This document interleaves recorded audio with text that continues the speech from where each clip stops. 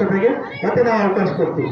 ಆ ಸಮಸ್ಯೆಗೆ ನಾವು ನಿಮಗೆ ಗೊತ್ತಿಲ್ಲದಂಗೆ ಆ ಸಮಸ್ಯೆಯನ್ನು ಪರಿಹಾರ ಮಾಡ್ತೀವಿ. ಹೆಂಗೆ ಅಂದ್ರೆ ನಿಮ್ಮ ಪಾಲಕರು ನಿಮ್ಗೆ ಶಾಲೆಗೆ ಹೋಗ್ಬೇಡ, ಮಗುವಿಗೆ ಶಾಲೆಗೆ ಹೋಗ್ಬೇಡ, ನೀವು ಆ ಕೆಲಸ ಮಾಡು, ಮನೆ ಕೆಲಸ ಮಾಡು ಅನ್ನುವಂಥವ್ರು ಪಾಲಕರು ಇಲ್ಲ ಇವಾಗ ಯಾರು ಅಂಥವ್ರು ಏನಾದ್ರು ಇದ್ರು ಆ ಮಗು ಗೌಪ್ಯತೆಯಿಂದ ಇಲ್ಲಿ ಬೆಲೆಪೆಟ್ಟಿಗೆಯಲ್ಲಿ ಅವಳ ದೂರನ್ನು ಸಲ್ಲಿಸಿದ್ರೆ ನಾವು ಅವ್ರ ತಂದೆ ತಾಯಿ ಪಾಲಕರಿಗೆ ನಿಮ್ಮ ಹೆಸರನ್ನ ಹೇಳಾದ್ರೆ ನಿಮ್ಮ ಮಗು ಏನ್ ಮಾಡುತ್ತೆ, ಯಾವ ಟೈಮಲ್ಲಿ ಏನ್ ಮಾಡುತ್ತೆ, ನೀವ್ ಏನ್ ಕೆಲಸ ಕೊಡ್ತಿದ್ದೀರಾ ಅಂತ ಈ ರೀತಿಯ ಪಾಲಕರನ್ನ ಮನವೊಲಿಸಿ ಶಾಲೆಯ ಮಗುವಿನ ಸರ್ವತೋಮುಖ ಬೆಳವಣಿಗೆಗೆ ನಾವು ಸಹಕರಿಸುವಂತ ಕೆಲಸವನ್ನ ನಮ್ಮ ಶಿಕ್ಷಕ ವೃಂದದ ಸಹಾಯದಿಂದ ನಾನು ಮಾಡ್ತಿದ್ದೀನಿ.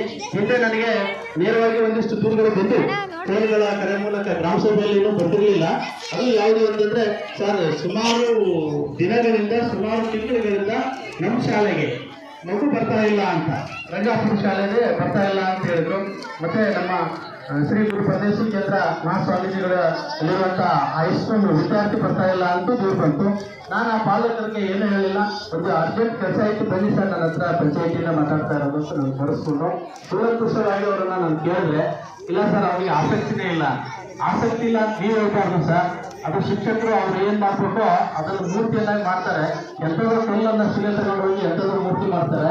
ನೀವು ಆಸಕ್ತಿ ಇಲ್ಲ ಅಂತ ಹೇಳ್ಬೇಡಿ, ಆ ಮಗುವಿನಲ್ಲಿ ಆಸಕ್ತಿ ಉಳಿಸುವಂತ ಕೆಲಸಗಳನ್ನ ಶಿಕ್ಷಕರು ಮಾಡ್ತಾರೆ, ನೀವು ಕಳಿಸ್ಕೊಡಿ ಅಂತ ಹೇಳಿದ.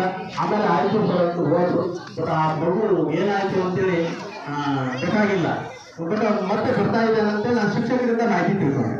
ಮತ್ತೆ ಪಾಲಕರು ನಮ್ಮ ಹತ್ರ ಬರಲಿಲ್ಲ. ಶಿಕ್ಷಕರು ಬರ್ತಾ ಇದ್ದಾನೆ, ಆಸಕ್ತಿ ಇಲ್ಲ ಶಾಲೆಯಲ್ಲಿ, ಅವನೇನೋ ಮನೆಗೆಲಸನೆ ಮಾಡ್ಕೊಂಡು ಬರಂಗಿಲ್ಲ ಅನ್ನುವಂಥದ್ದನ್ನ ಅವರ ವೈಯಕ್ತಿಕ ವಿಚಾರಗಳನ್ನ ನನ್ನ ಮುಂದೆ ಹೇಳ್ಕೊಂಡ್ರು.